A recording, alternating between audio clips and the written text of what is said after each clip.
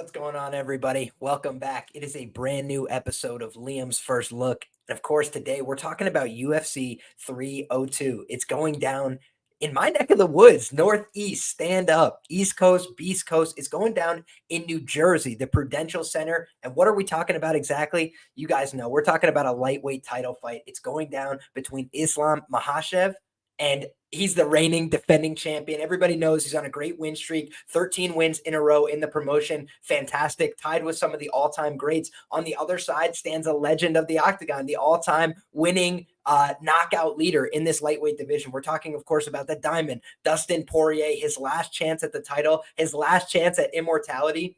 It's a fascinating fight. It's a fantastic piece of matchmaking. And I think it's only facilitated by the recent turn of events, right? We had Max Holloway eliminate Justin Gaethje from title contention with a thunderous knockout. He's not going to be competing for probably a calendar year. So there was no way he was going to step in front of Dustin Poirier. So he was a little bit the beneficiary of that happenstance. On the other hand, Arman Tsarukyan, he's been in the octagon twice. He had that 15-minute affair with Charles Oliveira, had some back and forth minutes, and he actually turned down the title fight. Enter Dustin Poirier, right? He always wanted this opportunity. He fought Benoit Saint Denis. A lot of people, myself included, thought he was, kind of up shit's creek without a paddle against Benoit Saint Denis. Why? Benoit Saint Denis brings pressure. He brings grappling. He brings pace. He brings intensity. He's got a never say die attitude. And frankly, it was a great performance, a career performance from Dustin Poirier. Did we see some, deficiencies from Benoit Saint Denis? Sure. The lack of head movement was a little bit exposed there. Did we see the effects of that staph infection? Maybe he started to slow down a little bit earlier than he normally would. Yeah, maybe we saw that too. But I think the ultimate deciding factor there is we saw some strategic adjustments from Dustin Poirier. If you guys have watched my content for a while, you've seen I made a couple videos about this, especially on Twitter, on my Instagram as well, where I talked about Dustin Poirier's use of the guillotine, right? He's roundly mocked. Why is he going for the guillotine? He never finishes it. And even Islam Makhachev had a couple choice words about that, right? How great is this guillotine? He never finishes. But then in subsequent interviews, he's talked about, no, listen, we're drilling a lot on getting our head out of the guillotine, working through these positions, making sure we don't get stuck there because we respect his guillotine. We know it's very world class. And when you talk about what Dustin Poirier does with the position, he doesn't use the guillotine to try and finish the fight every time. When he went against Khabib, guys, I posted this video as well. I'll repost it. Make sure that this stuff is all readily available if you guys want to take a look. But Dustin Poirier is the example I use of flat backing to defend the guillotine. He had Khabib Nurmagomedov, a guy who never lost in a professional mixed martial arts bout, in a pretty serious guillotine choke. And even though it was in the bottom half guard, you saw that Khabib started to get a little bit nervous, right? And he wanted to respect the choke. So he flat backed himself briefly to get some space to alleviate pressure, to fight hands. And then he was able to come back on top. And Dustin sold out in that fight. He was looking for the guillotine. He thought he had it, and he pulled so hard. He spent his arms, and he just had nothing left to give. You saw he was breaking mentally. He said, I can't get this guy off me in the corner. That's when you knew it was over, right? He just didn't have the wherewithal to deal with the pressure, the insane pace that Khabib was bringing.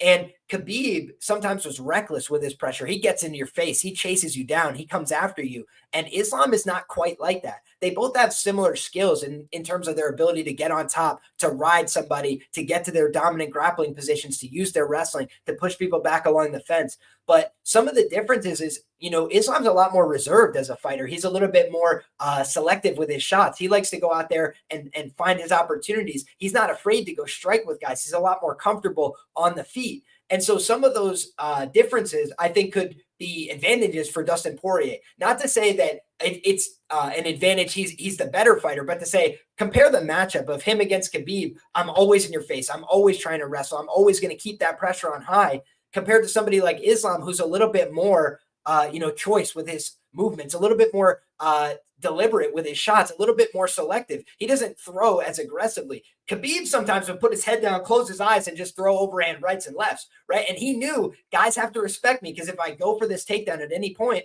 I could change the level of the fight. But Islam's a little bit more controlled, and so he could definitely take you down at any time. He's got good shot entries. He's got an ability to work from the upper body as well. His judo, his ability to use the clinch and the fence line, his ability to seek out trips, his Greco-Roman wrestling, all of that checks out. He's a very talented and skilled fighter. But I think that both guys in this matchup have a lot to offer. And what Dustin Poirier showed in the Benoit Saint Denis fight, and this is the point I was trying to raise from the beginning, is the guillotines that he was going for, he didn't sell out for them, right? When you looked at the early rounds, he thought a few times, hey, I might have him in a position where I could guard pull this, where I could get it in a position to finish. But I told you guys, you're not going to guillotine somebody like Benoit Saint Denis, because he's just not going to give up on himself. He's not going to make it easy. And he's also a good grappler, a talented grappler in his own right. That's the basis of his skill set. Yeah, he's got some power on the feet. He could trade there, but he's very potent with his grappling. And that's where his bread has been buttered in the UFC, taking guys like Thiago Moises, Brazilian Jiu-Jitsu world champion, to the ground, battering him on the ground and finishing him there. That's the kind of thing that you see from Benoit, that pressure style, kind of like Khabib. And so I thought that Benoit was going to win that fight. He was a minus 130 favorite when I bet it. He ended up closing about minus 225.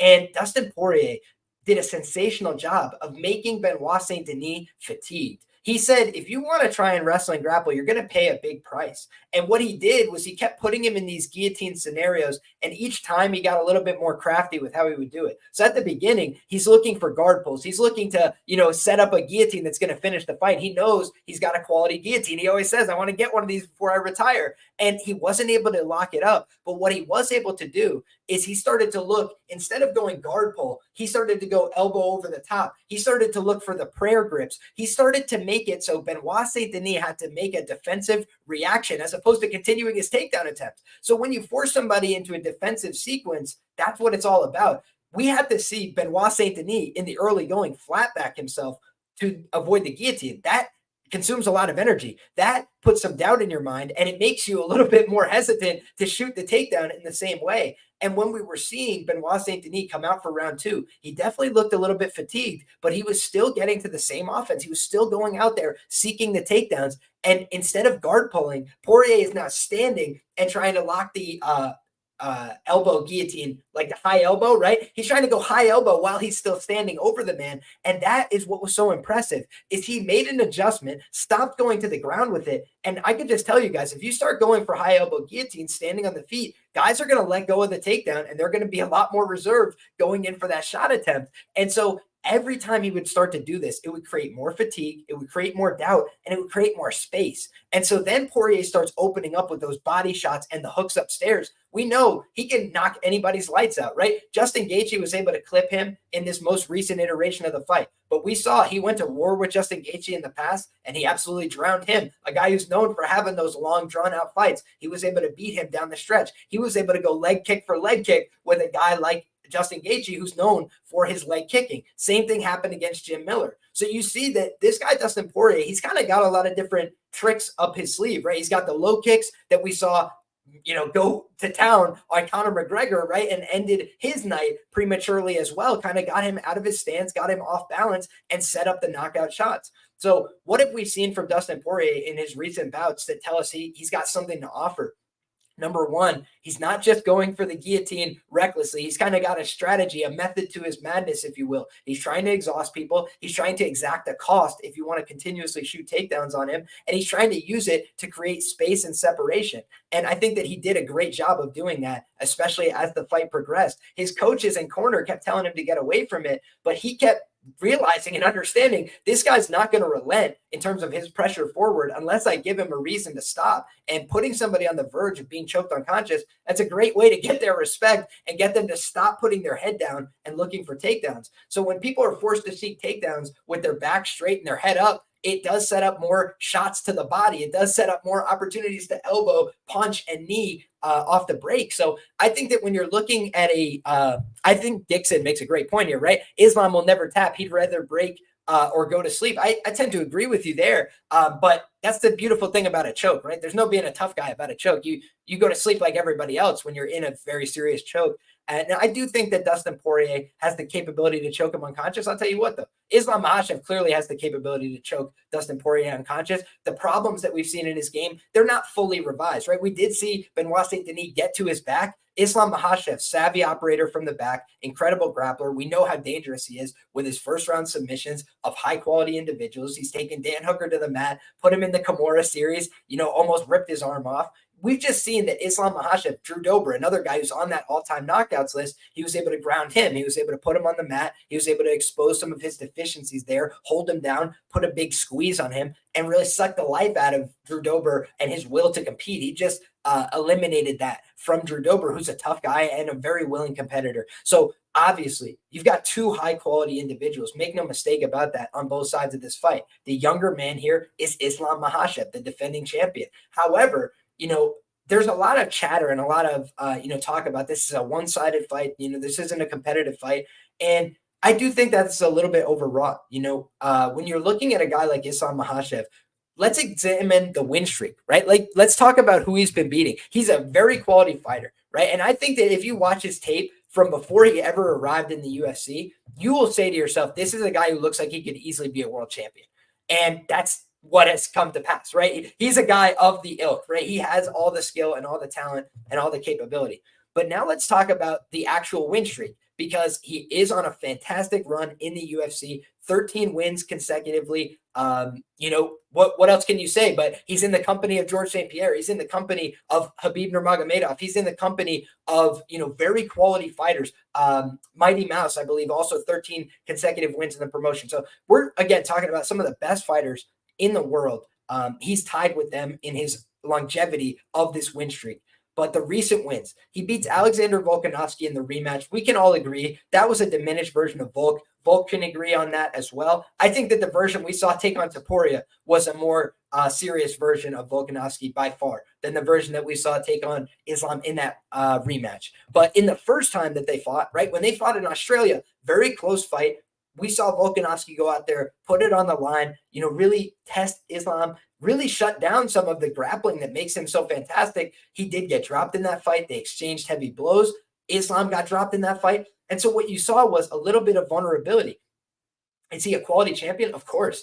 Beating somebody like Volkanovski at the time, I had been saying for years that Volkanovski was the best pound-for-pound fighter in the sport, and every dog has their day. I think that Islam Makhachev, has a very credible case for being the pound-for-pound fighter in the sport. However, every fight, every matchup is a little bit different. And when you look at the Volkanovski fight, that was a meeting of style versus style, clash of clash. But is Volkanovski known for being the most devastating finisher? He's just not, right? He's a very crafty fighter. He's clever. He can, find a way to beat people in all sorts of different ways, and he can hurt people and finish them. Look at the fight with Korean Zombie, right? He put him out in that fight, really hurt him several times. But again, Zombie's chin was kind of going. When you look at the really durable fighters that Alexandr Volkanovski's fought, he hasn't put many of them away. Jose Aldo, he just blanked him on the scorecards. Max Holloway, he fought him for an eternity because he couldn't put him away. And Max Holloway obviously has an all-time great chin. But when you're looking at just some of the other opponents along the way, Volk is a great fighter, but not the most dynamic finisher.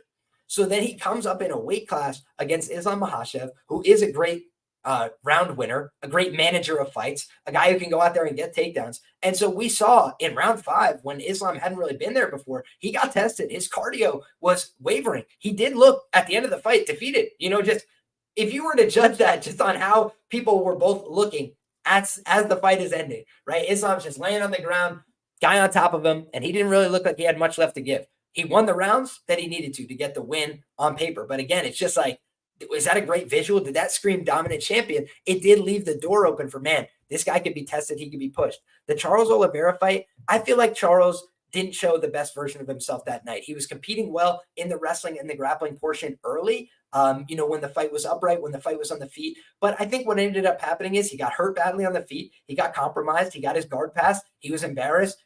He was emotional coming into the fight. He was talking about, I'm going to kill this guy. He was over in a foreign land where everybody wanted to see him fail. And I think that he self-immolated. I don't think that we saw the best version of Charles. I think he competed much better against Arman Tsarukyan in his most recent fight. I think that would have been a more honest fight if we had seen that against Islam Makhachev. So again, the hat's off to Islam. He did everything he's supposed to do. He did his job. He got the win. He looked dominant that night. And by the way, I dumped a bet online account balance on Islam Makhachev at minus 185 because I just didn't understand how much love was coming in on Charles that night. And I'm a huge Charles fan. There's the Charles Oliveira glove up on my wall right there. I bet on Charles in the past. I've made money betting on Charles fights. But I thought to myself, like, this is a clear misprice at minus 185. Like, this guy should be a bigger favorite. Now we're talking about a move in the opposite direction, right? So against Charles Oliveira, everybody wanted to bet Charles Oliveira. And, the line ends up coming way, way down. Same thing with Volkanovski, way, way down.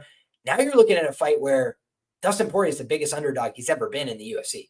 And I think that is a little bit disrespectful.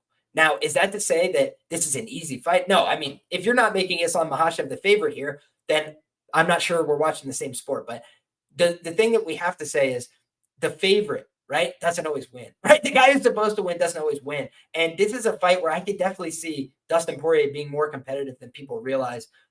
For the reasons I listed in terms of the guillotine fundamentals, I think he's getting better with how he approaches the guillotine, not selling out for one attempt, but a little bit more like Karol Pravec says, use it to get better positions, use it to fatigue your opponent, but don't go from a better position to a worse position in pursuit of the guillotine. Use it to improve positions. I think that's a fundamental guillotine approach that could work even against high-level grapplers. I've seen it put to action. Worse grapplers can beat better grapplers with the guillotine. How many times do we have to see it in the UFC before people believe it? What's her name? Juliana Pena got put to sleep by Germaine Durandamy. Is it because she's better or worse at grappling? No, it's because she put her head in a vice grip. You hold that for about 6-7 seconds, somebody's going to sleep. Doesn't matter how good they are at grappling. Saeed Yakubkak Romanov, friend of the show, excellent grappler, excellent wrestler. He made one mistake against Saeed Nurmagomedov. He got his head put in that vice grip. It's a leveling position. One mistake, one time, you put your head out of position, and it could be the end of the fight. It could be a position where you get reversed to your back. It could be a position where you have to compromise your own position, flat back yourself in order to try and stay in the fight. It could be a very good, potent piece of offense. And then let's talk about this exchange on the feet, because we've seen one guy in Dustin Poirier put up all-time career great numbers in terms of knocking people down, hurting them, and finishing them in the lightweight division and in the UFC generally. I mean, the guy just has an incredible record to the knockdown. He's been knocked out a couple of times. You're going to get knocked out if you're exchanging leather at the distance and the speed and furiosity that somebody like Dustin Poirier tends to do. However, more often than not, he's putting guys on the wrong end of those shots, and he's hurting them very badly, whether it's body shots, whether it's knees, whether it's elbows, whether it's, those hooks. People talk about who's the best boxer in the UFC. The most frequent answer, I would argue, is Max Holloway. Why? Because he's a great salesman. He makes a great argument. He goes out there and tells you, hey, I'm the best boxer in the UFC. Then he dances circles around Calvin Kattar and teaches him about the freshman versus the senior. Then he goes out there against Justin Gaethje and absolutely puts on a leveling masterclass performance. However, when he fought Dustin Poirier, who had the better boxing that night? Dustin Poirier outboxed Max Holloway. So when people talk about Max Holloway as him, I agree with you. I had the ITD plus 950. I had Max Holloway as an underdog against Justin Gaethje at plus 200, close plus 145, look minus 260. But when you're talking about this fight right here, I think a lot of high-level pros are saying, man, this fight maybe is a little bit closer than people think.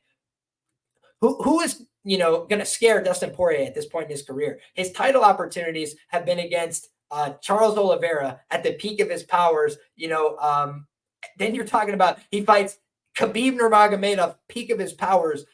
He really has been through the ringer in his career. He's fought the best guys. He's beaten how many UFC champions? So there's nothing new for this fight about, the Islam Makhachev challenge. He knows what to expect. The guy's going to try and wrestle him, grapple him, and embarrass him on the mat. He knows that up top, he's got to protect for that high kick. That is obviously what took him out against Justin Gaethje. Never saw it coming. We know that Islam Makhachev has a potent high kick of his own. He's got pretty fundamental boxing. He does not get hit very often, but have we seen him get hit before? Yes.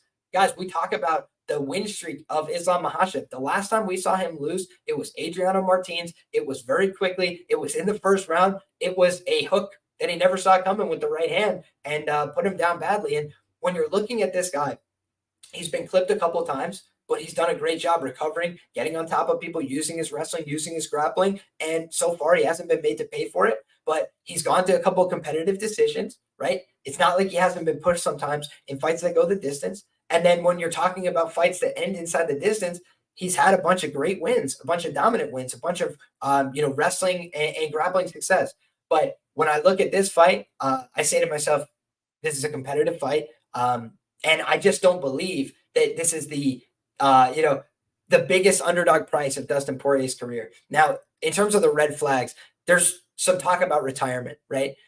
I actually used that as part of my justification for why I thought Benoit was value at minus 130. I was like, man, Dustin's probably going to retire after this fight if he loses. And he basically confirmed that. But did it matter? No, he still went out there and won. I think he still has enough left to give for one victory. I think he can pour out the jug. I don't know that he's going to walk away. I think it's too enticing if you win this fight to walk away. And I think all the monetary opportunities that would be opened up to him would be too big to pass up on. So for me, I don't think he's going to retire here unless he loses the fight. And I think that would have happened, maybe after his last fight if he had lost. But I think he's going to give every part of himself to win the belt. And that's what he's done so far with his career. That's what he's done with his life. He had many opportunities to quit against Benoit Saint Denis, didn't take the door, didn't take them. So for me, it just seems like a fight where you're going to get the best of both guys. And that sounds like a little bit more honest than, plus 460, plus 470, plus 480 or whatever that's popping on a guy like Dustin Poirier. Now, on the other side, if you like the Islam side, I've talked about this a little bit in the past. I do think that there's some reason to believe, hey, maybe shop around for the best prop price on a guy like Islam Makhachev. Do you want to pay the 90% money line, or do you want to try and say, hey, if he wins this fight, I think he's going to win it by this method. I think that's a clever way to get on the board. Shout out to the sharpest chat in the game. We got Harry says Islam ITD is a lock. Thank me later. No locks in life, my brother. I can't tell you how many times somebody's told me something's a lock, something's free, and then I have receipts on them. So I'll just say best of luck. Always, I wish everybody the best of luck. Whether you're tailing, fading, or indifferent, whether you like the picks, whether you don't like them. But I'll just say, man, it seems to me like a lot of times when people say that, they're a little bit too overconfident, and overconfidence killed the cat. I could show you receipts on people saying Andre Fili, the lock of the week, the easiest parlay leg, and then he gets sparked by Joanderson Brito in like 2 minutes and 20 seconds. So just whenever you think something's a lock and free in mixed martial arts, I'll just remind you, this is a sport with 4-ounce gloves where people are doing the silliest thing known to man. They're throwing punches at each other's head, neck, and chest and hoping to stay awake for the duration. And I do think that there's a lot of volatility in every mixed martial arts fight. That is part of my handicapping approach. You guys know me. I look for underdogs. I look for big plus money opportunities. And I don't know what I'm going to do with this main event, but I'm never going to lay a minus 650 in a UFC title fight. You won't find me doing that. You won't find, evidence of that. And honestly, some of my biggest regrets from a MMA handicapping standpoint are not firing on big underdogs when I felt it. And so I would probably be more likely than not to lean towards the Poirier side from a money line bet. And again, why? It's the potential upside on somebody that's plus 460, plus 500 in a UFC title fight. And again, how did he get here? Did he get here by being a bum? Did he get here by being, a slouch? Like, no, he got here by being a world-class fighter, and he's beaten many guys. He's fought 5 rounds a lot of times. He's been scheduled for main events a lot of times. He has a ton of championship-level experience, again, against former champions, against current champions, against guys from a belt below. He fought at 145 when it was the premier division, fought Conor McGregor then, avenged those losses, came back at 155. So just anybody that's thinking this guy, Dustin Poirier, doesn't deserve respect or doesn't deserve these opportunities, I have to say, as a former Dustin Poirier hater, the guy has just earned my respect in blood over and over, beating my heroes, beating legend after legend, knocking out quality fighters. Eventually, you just have to give the devil his due, right? If you don't like Dustin Poirier, fair play.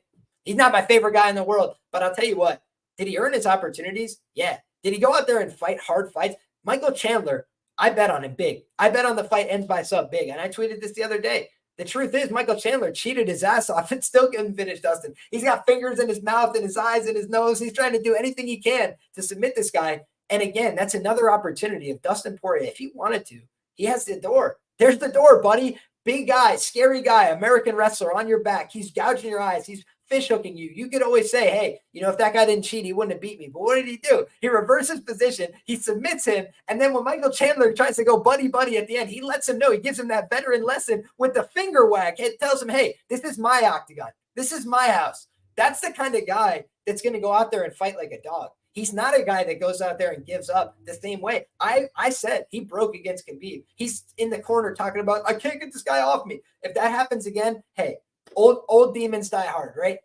Can't teach an old dog new tricks, all the same things.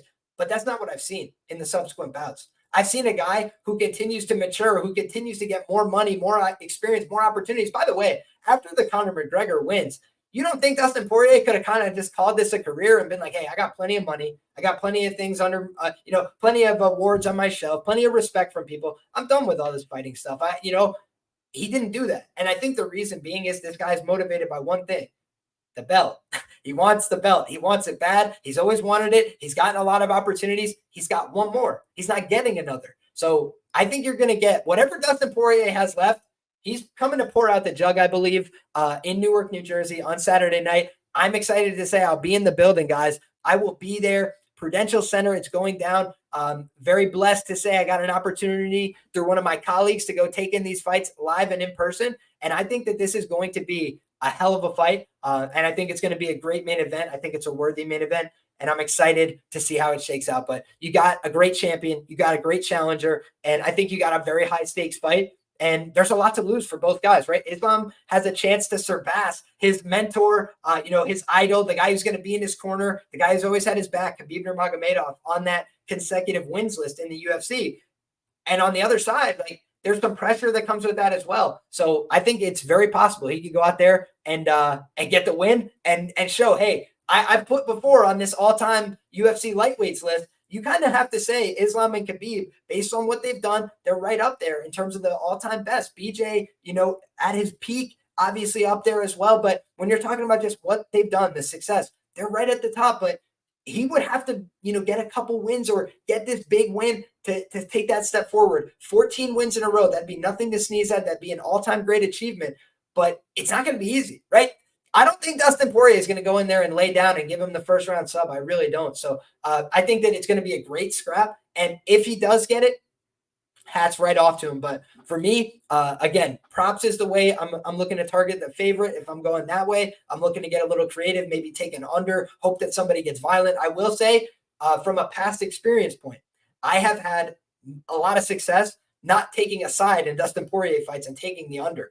And I know that he's gone over in some of these fights, the Dan Hooker, I pick my spots, but like the McGregor fights, these main event, these kind of featured bouts, I've just gone with the under 2.5, things like that, and had a lot of success. I've been very profitable betting Poirier fights, despite losing that last one on Benoit Saint Denis. So for me, this is a fight where Dustin Poirier coming for whatever he's got left in his career to empty the tank, and Islam Makhachev trying to prove a point, maybe trying to step out of that shadow of his mentor who's going to be in the corner, Khabib Nurmagomedov. So fascinating fight. I'm excited to see it all go down. Two of the most popular guys in the UFC, two of the most popular guys in the lightweight division. So I think the big fight feel is going to get there as we approach fight night on Saturday. But we're here on a Saturday, a little bit early this week, and wanted to get this main event first look to you guys. So here it is. We got it in stone. Great fight, and we'll have more for you guys on Thursday with bets and banter. So stay tuned for that. If you guys are new here, get subscribed to the channel where we talk fights each and every week. And we're coming off of a great week last week. I think it was plus 8 point some odd units. We're up 20 units on the year at a 20% ROI. Knock on wood, we can keep that rolling. It's a tough grind. It's a long year, but the goal is always more good bets, fewer bad bets, long-term process. And we bet a lot of plus money. We hope for underdogs. We root and support underdogs here as well. But the other thing is we only try and put our money in good spots, plus EV long-term spots. And sometimes they're going to work out. Sometimes they're not. I have some events that I don't hit any bets. But as long as I can look myself in the eyes and say, based on the information I had, these are plus EV looks that long-term will make me money, that's what I'm going to do each and every time. So I'm not worried about the short-term variance of, hey, did I do good on this event? Last week was a good event, but we're flushing it because we're right back to work always. The bookie's never going to pay you for the work you did last week. So just because we're having a good year doesn't mean we can take our foot off the gas or, stop paying attention. So here we go, back to work, guys. We got the co-main event of the evening. It's going down with Sean Strickland, Tarzan, Psycho Sean, whatever you want to call him. He's taking on the eraser, Paulo Costa, and this is a fascinating fight as well. Why?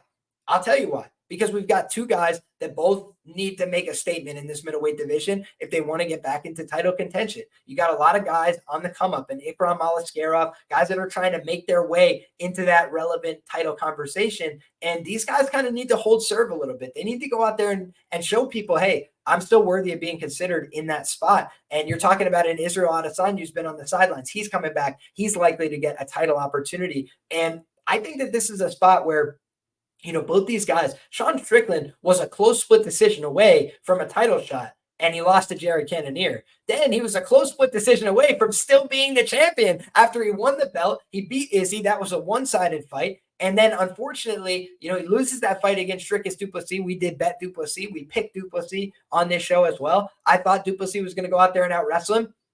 He went out there and out-wrestled him. But in any case, when you're looking at this fight, it's a whole new can of worms, because who's the more athletic guy? Who seems like the more dangerous, potent power puncher of the two? I mean, you would just look at the two of them and say Paulo Costa, right? The eraser. He's got the big muscles. He's a strong guy. He's not afraid to go out there and swing leather with people. He's pretty durable historically. He got put down by Izzy. Obviously, that wasn't a great look, but he said he was drinking wine and he had all the excuses. He has not really gotten put down in similar fashion in his other fights, right? He's been hit by Yoel Romero. He's been battered about by Marvin Vettori with 100+ significant strikes for 5 rounds. And so you've definitely seen that Paulo Costa can get in there. He can go out there and, swing hands. He can go out there and compete on the feet. But some of Paulo Costa's game has been a little bit something to be desired, right? He went out there against Robert Whittaker. I bet him in that fight. He was plus 200. And I have had really, few and far between success betting Robert Whittaker fights, because I've tried to fade him a million times. I think he's a great fighter,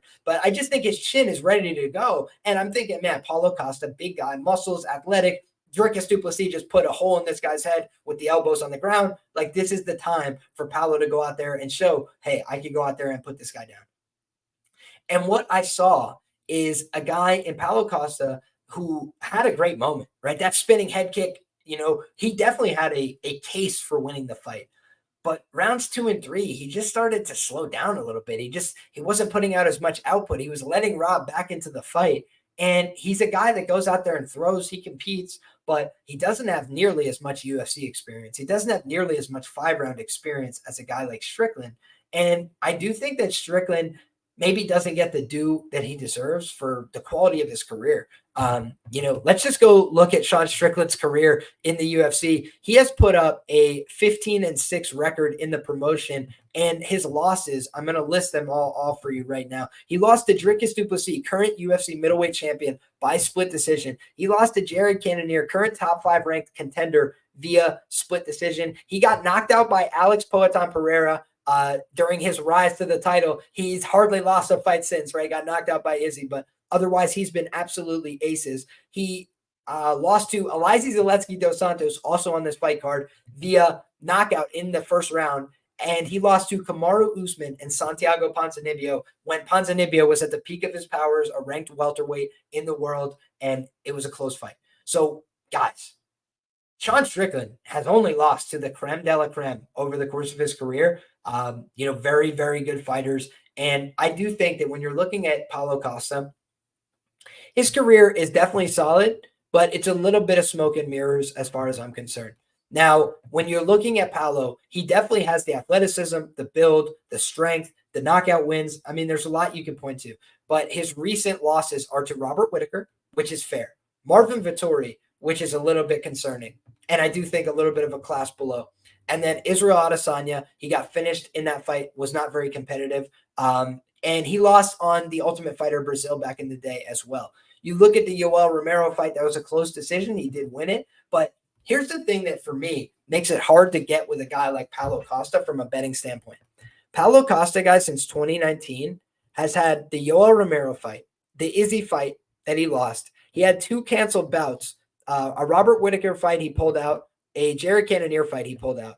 He was scheduled to fight Luke Rockhold after the loss to Marvin Vettori, and the bout was rescheduled. He fought Luke Rockhold and got the unanimous decision win. Everybody expected him to finish. Luke Rockhold, he was not able to do so.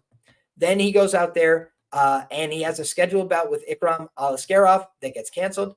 Then he has a bout with Khamzat Chimaev get canceled due to an elbow infection.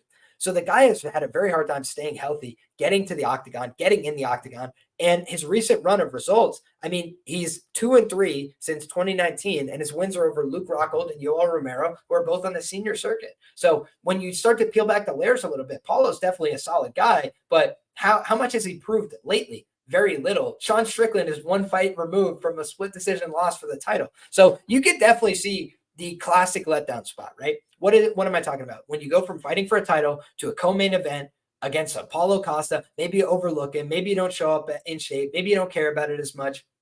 I think Sean Strickland loves to be in a fight, period, point blank. I think he wants to go out there and fight this guy just because he doesn't like the cut of his jib. I think that he's just a guy that is willing to go out there and scrap, and I don't think he's afraid to fight anybody. I think he's kind of delusional even in a sense. Like, he'll go out there and fight anybody, even if they'll kick his ass. He just wants the smoke like that. So for me, Sean Strickland is a guy that it's easy to understand why he's favored to win this fight, because I think he's got great 5-round cardio. He's got a ton of experience. He's fought in the UFC for a very long time, and he has a very potent game, which is, I'm going to go out there and throw a lot of strikes, and most of them are going to be at your head.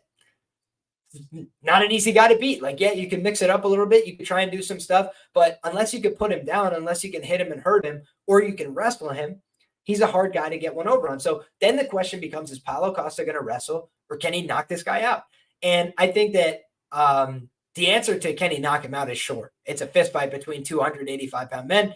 Obviously, he can knock him out. He does throw wild hooks. I don't think he's nearly the striker that Alex Pereira is, right? Like, Alex Poatan Pereira is putting together combinations. He's setting traps. He's doing a lot of the right things with his striking. I think a lot of what Paulo does is horsepower, being an athlete, going out there and using a lot of aggression, right? A lot of forward pressure. But I just don't know that he has the in-between skills. Sean Strickland came into the UFC as a jiu-jitsu guy. And people forget this because they're newer fans of the sport, no problem there, or because they just haven't watched his old fights. But his first fight in the UFC, he secured his 4th rear naked choke of his career and his last submission win. So he hasn't gotten one since then. But Bubba McDaniel was a training partner of John Jones at the time. I think he came off of one of the Ultimate Fighter seasons as well, if my memory serves. And Bubba McDaniel ended up getting, his back taken, and Sean Strickland was able to get the rear naked choke. So when you look at Sean Strickland, he is a guy that has kind of abandoned his roots. He got in a motorcycle accident. He had some injuries. He was out of the octagon for a while, came back at middleweight, and he just looked like a guy who wants to go out there, throw hands the whole fight, and he's very potent with that. He's got a weird style, but he can kind of catch and pitch, and like when you're throwing at him, he'll move. He'll catch a little bit on his hands. He'll block it a little bit. He'll just shove it off to the side. He's not really afraid of contact, and then he will throw back, and he can make it count. He doesn't have that many knockdowns and that many knockouts in the UFC, but this is a personal opinion. I truly believe Sean likes to be out there for a long time. There were times, guys, he could have easily finished a guy like Uriah Hall, who I think he had on the verge of being, like quitting in the cage, right? Like, he had him in terrible positions. He's taking him down. He's looking for chokes. He's like, and he just didn't want to get him out of there. Like, he likes to be in there. He likes to hurt people. He likes to beat him up. The Izzy fight, he dropped him so bad in round 1, and he kind of just like was beating up on him along the fence and just like gave him some space, let him recover. He does not try to finish the fight as aggressively as most guys do. So for me, what I think that we could see take place here is, if Paulo Costa is going to win this fight, I think more often than not, he's going to do it early. I think you'd want to target Paulo in the early rounds 1, 2, 3. I don't know that we could trust him to compete as hard down the stretch. I don't know that he has the conditioning. Just look at his build. It's not like you're blaming him for not having the conditioning. You can either be a huge muscle freak or have good cardio, right? It's not typical that you could be both. And so Paulo has pretty solid cardio. He did that Marvin Vettori fight, but when you look at the when you look at the fight that Paulo put out there in his last time out, again, we saw that kind of regression in rounds 2 and 3 to a more tepid pace, I feel. And I think that this is a spot where Sean Strickland can be steady Eddie for 10 rounds, throwing the jab, throwing the 1-2, moving around a little bit, and I do think that you can wrestle Sean. I mentioned this. Abus Magomedov took him down, right? And I posted the video. You guys, again, can find this. If you look like at Liam Picks Fights Strickland, or at Liam Picks Fights Magomedov. It would probably come up either way. But like when you're looking for these videos and stuff, I do try and put out like exact reference to what I'm talking about. You could see Abus take down Sean against the fence and almost take his back. So is there a way you could out-grapple Sean? Yeah. Like, he's not the most defensively responsible. He shows his back. He's very frequent with that. But guys have a hard time putting him away. He does find a way to work back up to his feet. The one thing that surprised me about the Duplessis fight is that Duplessis ended up having to go to decision there. I thought he was going to finish. I thought Duplessis had the tools, the skills, the ability to finish him. And I thought he was going to take him to the ground and beat him up. And he took him down. He landed some good shots, but he really had a hard time consolidating positions. And I can tell you guys, Dricus Duplessis is a good grappler. He's a very dangerous guy. He's a very physical grappler as well. Like, if you think Paulo's physical, he is. But so is a guy like Dricus Duplessis, especially in the grappling. We've seen him go out there and pass people's guard brutally, just like, get over here. Robert Whittaker got destroyed in the grappling by Dricus Duplessis, which people forget. Shout out to my guy, Line Mover, called DDP decision. I just took the money line. You know me, dog. Keep my hands clean a bit. But I just thought to myself there that it was a fight where, Strickland was going to get hurt with big shots. He was going to get hit with big shots, and he was going to, be tested with his submission defense. Honestly, he did a great job in that fight, and I thought that was a super close fight. I thought it could have went either way. I thought Duplessis deserved the win. I thought his wrestling was effective. I thought it made Sean tired, but that's the other thing. When you see Sean Strickland get fatigued in fights, it comes not from striking. That's what I was saying. He could go 10 rounds on the feet, pop, pop, pop, pop, jabs. He could do that all day. But when you talk about the wrestling and the grappling, that is where you can make Strickland more fatigued. You know why? Because he doesn't go in and do 10 rounds of wrestling and grappling all the time. And in my humble opinion, he'd rather go in there and spar and do the stand-up fighting and hit the bag and go with the trainer and hit the pads. Like, that just seems to me like what Sean prefers to do these days, especially coming off a motorcycle accident. So for me, it's a really difficult fight to call because I agree with undefeated sober Costa. Sean doesn't do well on the back foot. I think that's a fair point.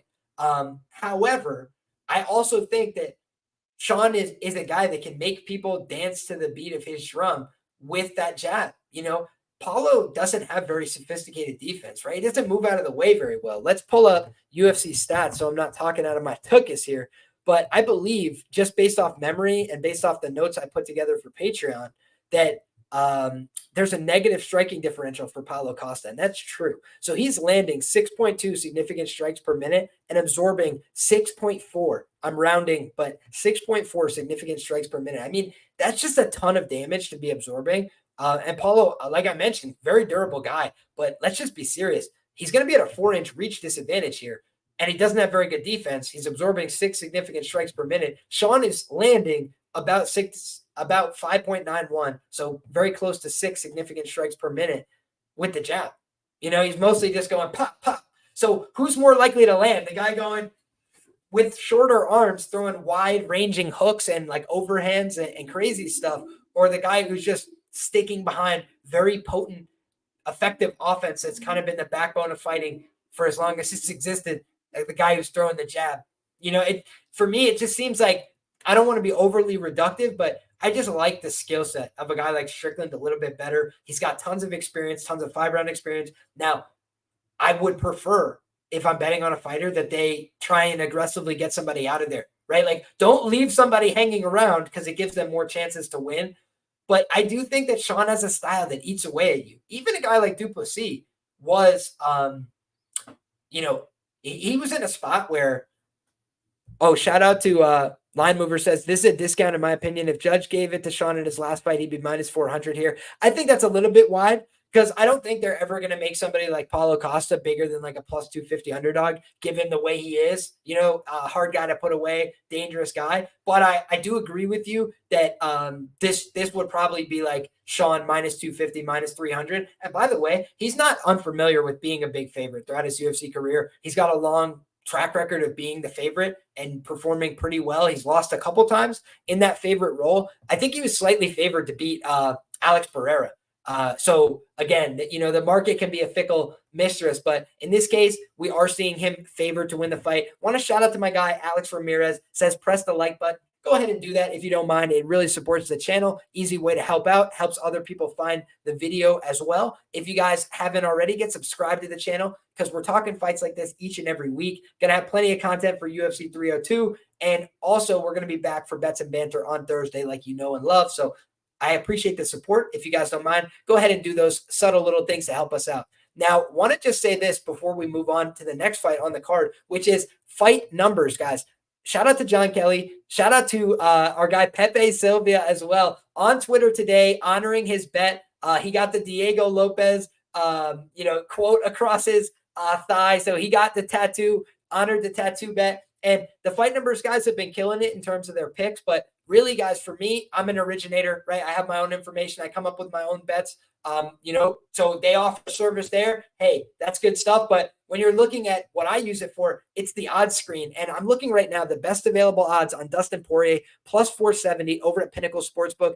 Islam Makhachev, the best available odds, minus 530 at Bet Rivers. Why am I telling you this? Because if you guys are looking to make profits betting on mixed martial arts fights, you have to get the best of the number. When you're talking about minus 530 on Islam Makhachev, you could get that, or you could go to another house and pay minus 650.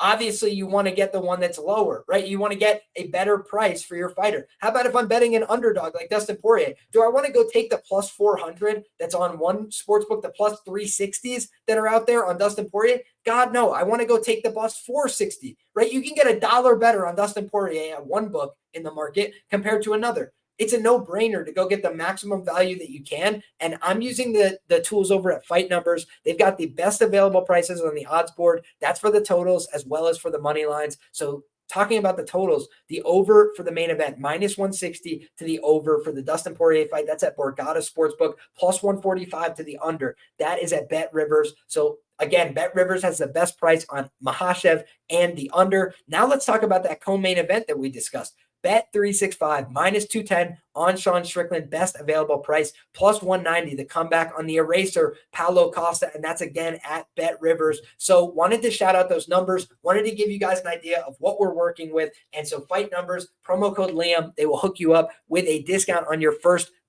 month subscription, and it's all in the description box below if you're looking for more information. But with that being said, guys, let's go ahead and move on to the next fight on the card. We've got Kevin Holland taking on Michal Oleksiejczuk, and I shared a lot of videos about this fight on Twitter as well. And what was I sharing? I was sharing the fact that, at 185 pounds, this guy, Kevin Holland, has some power. He's put guys away. He's landed big knockout shots. Joaquin Buckley, the talk of the town, the next welterweight prospect, he got delivered. He got hit with a right hand so bad his mouthpiece flew out into the air. One of the most picturesque knockouts, and nobody seems to like that one as much as me. Then when you're talking about, on the other side, Michal Oleksiejczuk, he got rocked, almost put away by Chidi Njokuani, and he stood in the pocket. He continued to throw. He's not afraid to brawl. So you know that both these guys have knockout power. We know that Kevin Holland went down to the welterweight class. He tried to find new life there, and it wasn't really working out for him. The problem that he always had at 185 wasn't his striking, right? His problem was his wrestling and his grappling was not holding up against the physical challenges of guys like Khamzat Chimaev. Granted, that was a catchweight bout. You just saw the differential in their strength and physicality between those two men. And now Chimaev obviously moving up to 185 pounds. Then you look at the fact that, other guys, my guy Derek Brunson, Gibbs Gang, a guy who was a college wrestler, was able to pick him up, take him down, return him to the mat, put him in bad situations. And it all was to do with the physicality, right? He's a black belt in Brazilian Jiu-Jitsu. He's not completely incompetent in the wrestling. And at 170, that was not his problem, right? He wasn't getting systemically out-wrestled and out-grappled. His problem was his power wasn't translating as much. His speed advantage was not as pronounced. And so a lot of things that made him dynamic and special at 185 were a lot more average at 170. He's fighting a high quality of competition in a division where the average level, I would say, is a little bit higher. The average level of athleticism, I would say, is a little bit higher as well. So when I'm looking at a matchup like this, I'm not going to be as long-winded with some of this breakdown as I will for some of those other fights, right? Like the main and the co-main event, I thought they deserved a lot of focus and attention. Michal Oleksiejczuk, for me, has to prove that he still wants to be here before I could consider betting on him. What am I talking about? I'll give you a pass for losing a fight to Michel de Molador Pereira via first round submission, right? It just happened to Ihor Potieria as well. It can happen, right? You can get caught, you can get finished. But for me, I had a feeling that was coming. And it was because he left his camp.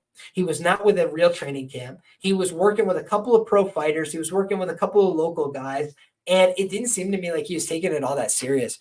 And when you're doing that, when you're kind of phoning it in for a fight, then it makes sense what happened to Michel de Molador Pereira, right? He kind of just went out there, got hurt with the first shot of the fight, gave up his back, got finished, and didn't really offer much resistance. And I think that when I'm looking at this fight, I say to myself, Kevin Holland, who's been on hard times, but guys, he went to a split decision with Jack Della Maddalena, right? Like he's fighting high quality competitors to very close fights, just not getting over the hump, just having a really tough time separating himself from some of his opponents. So I think Michal Lord Oleksiejczuk right now is on cut watch. Like I think he needs to really get some momentum back under his belt and some wins back under his belt, or he's going to have a hard time, finding work in the UFC, because I just don't believe that we saw his best effort in his training camp last time. And unless he's made some, he was training with Ankos MMA in the past, and that was a good camp.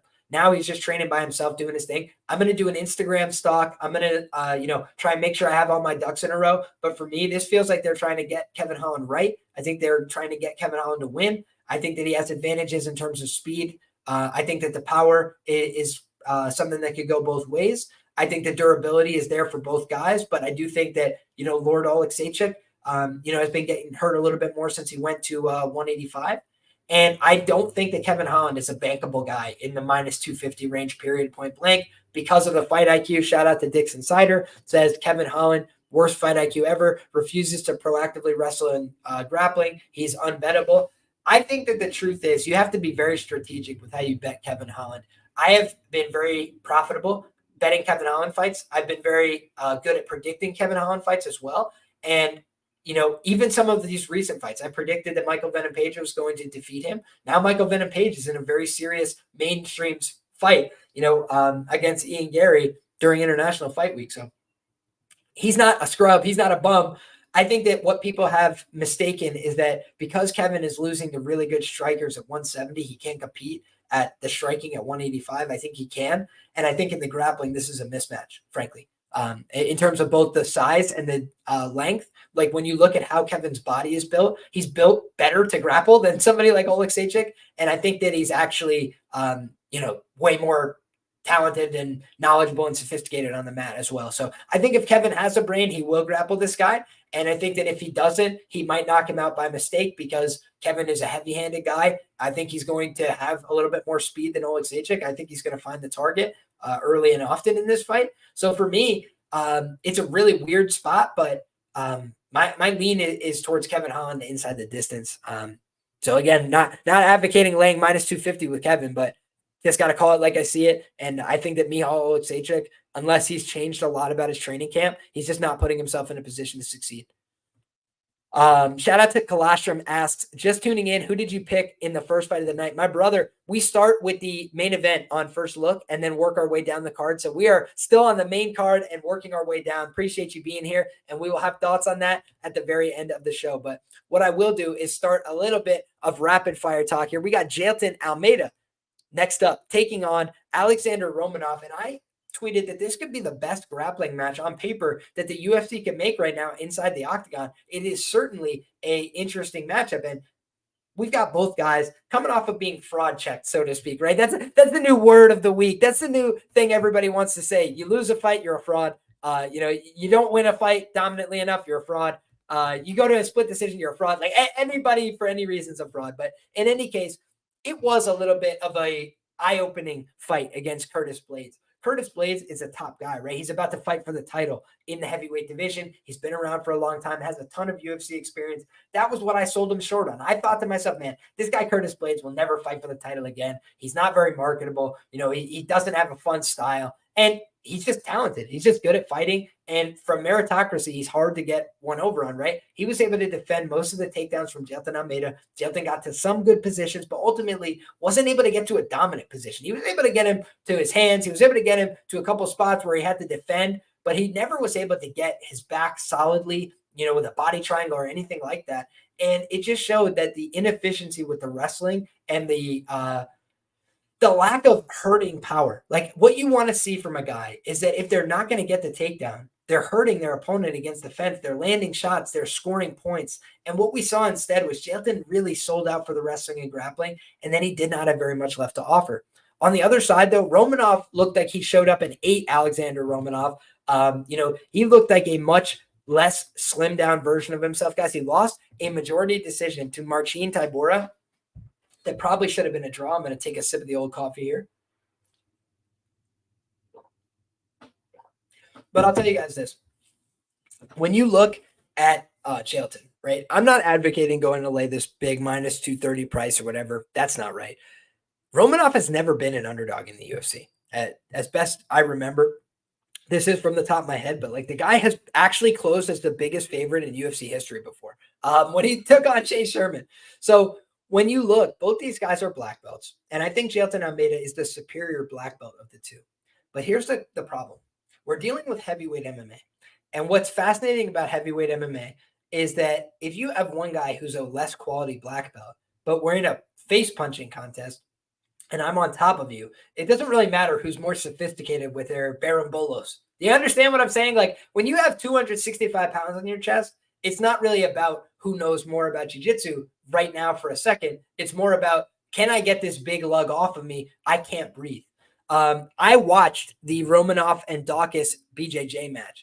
So what I will say is he's not a great finisher, right? And if you look at Jailton Almeida, he's done an excellent job of finishing guys most often in the UFC.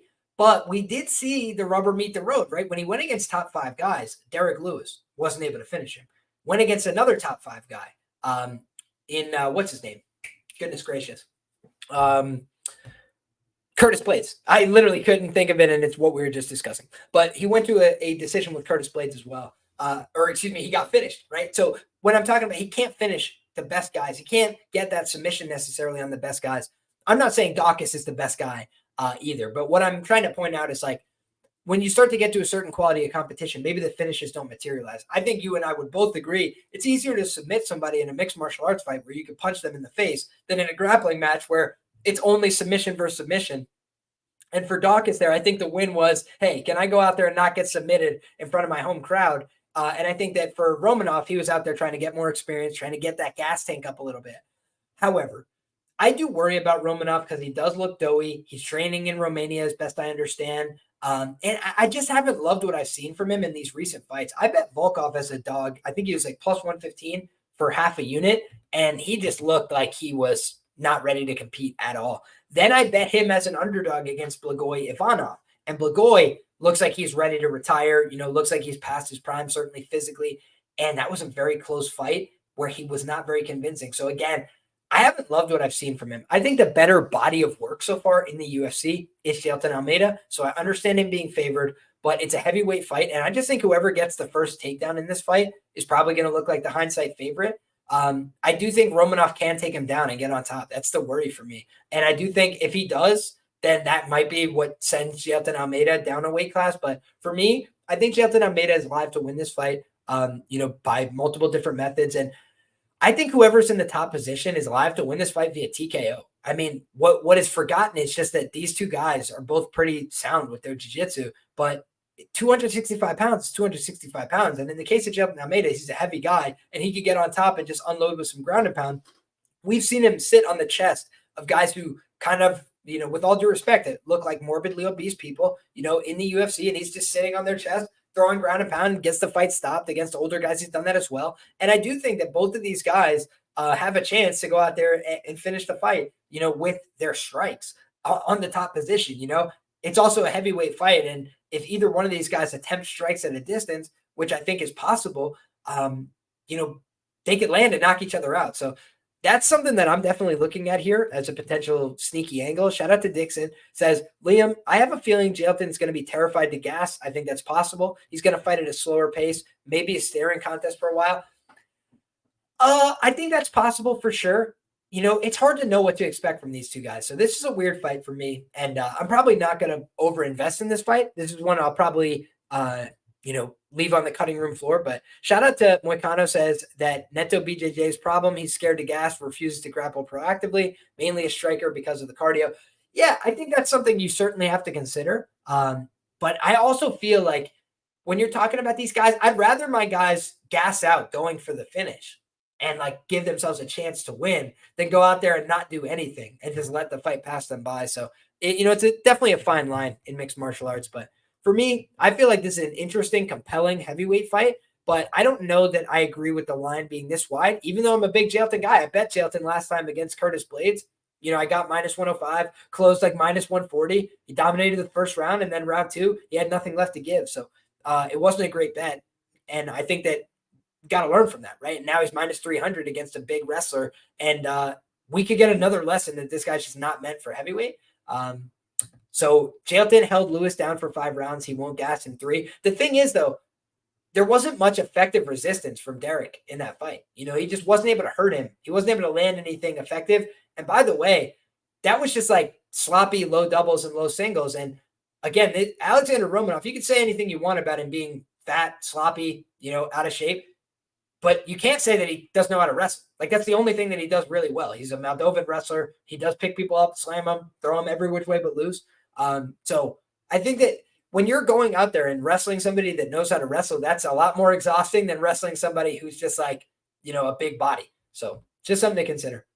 But yeah, I largely agree with you, Nora, to be clear. Romanov will likely curl up like the Volkov fight. I think that's very possible. And I might just look for some unconventional props on this fight, if anything at all. We're rounding up the main card with Randy Rude Brown taking on Oleksiejczuk dos Santos. And I once had somebody tell me that Oleksiejczuk dos Santos was a bum, a quote bum. And I was just like, man, this bum finished a UFC champion. Are you guys serious? Like, does anybody look into these people's records before they just make sweeping declarations about them? Oleksiejczuk dos Santos. Let's talk about this bum, this absolute scrub. He's 10-3-1 in the UFC. He went to a draw last time out with Renat Fakhretdinov, and I did bet, a pretty sizable amount on Solecki that night. Unfortunately, we just got a draw. Right? It returns the money back, a push, if you will, but we did not get the win there. He beat Abu Bakr Nurmagomedov via a forgettable split decision. And then he beat Benoit Saint Denis. Cashed me a nice ticket there. I had multiple units against Benoit Saint Denis, one of my favorite fighters now, but that was when he first got to the UFC and they were giving no respect to Oleksiejczuk. I thought he should have been minus 400 there. He was about minus 200. And I have not seen Craig Jones submit Renat in BJJ. I don't believe. I'll definitely have to check that out, though. Good call, Dixon. And maybe I have. I just don't remember it off the top of my head. But if you look back, Solecki, since that fight with the Leech in China where he got knocked out in the 3rd round, I mean, the guy has basically just been in close decisions. He lost round 3 against Benoit Saint Denis because he fatigued from beating his ass so bad in rounds 1 and 2. And then he beat Alexei Konchenko, who had a great record, but was a little bit overrated as a fighter. He lost to the king of Kung Fu, Muslim Salikov, via very close split decision. Could have went either way, I felt. So he's been in a lot of these close split decision type scenarios lately. Meanwhile, his opponent, Randy Rude Boy Brown, he went to a unanimous decision with Wellington Turman. And frankly, that's a little bit concerning because Turman is not a very durable fighter. If you look at Turman's record, he is 18-8 as a professional, and he has 3 losses inside the distance, including his most recent fight. He got finished by Jared Gooden. He got out-wrestled by Andre Petroski in an absolute disaster of a fight. And he got finished by Bruno Silva, knockout in the 1st round. He got finished by Andrew Sanchez, knockout in the 1st round. And Andrew Sanchez, a guy not known for being a very powerful, knockout threat. So just something to consider there. Then you look on the Randy Brown side, and he lost to Jack Della Maddalena, got club and subbed in the 1st round in that fight. He beat an ancient Trinaldo, respect to the legend, but a very old version of Trinaldo.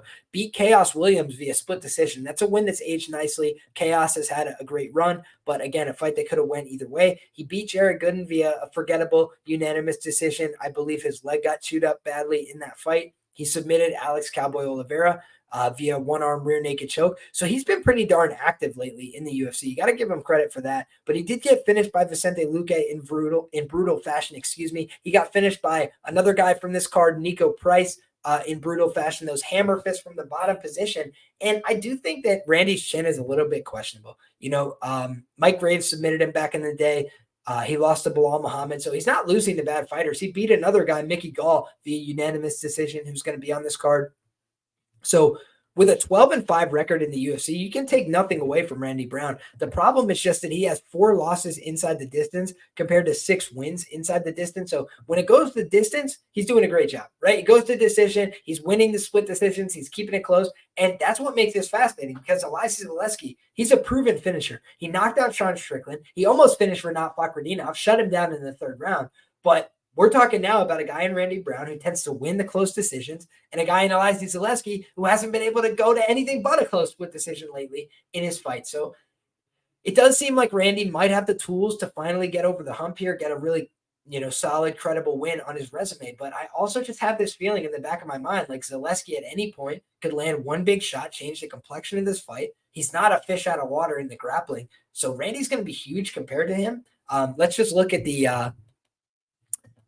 the measurables here. So according to Tapology, 4 years older is Oleksiejczuk at 37 years of age compared to 33 for Randy Brown. So not that substantial a difference, but 5 inches of reach, 78 inches for Randy compared to just 73 for Solecki, and then 6'3" compared to 5'11". So Randy's going to be huge. He's going to be much younger, and he did look good in the last fight. Shout out to Activia, says, I believe Brown leveled up his striking after JDM because he did get shown up there. Yes, he did. But I also just think that if you can kick the legs, if you can mix it up with Randy, you could definitely make it a hard night for him.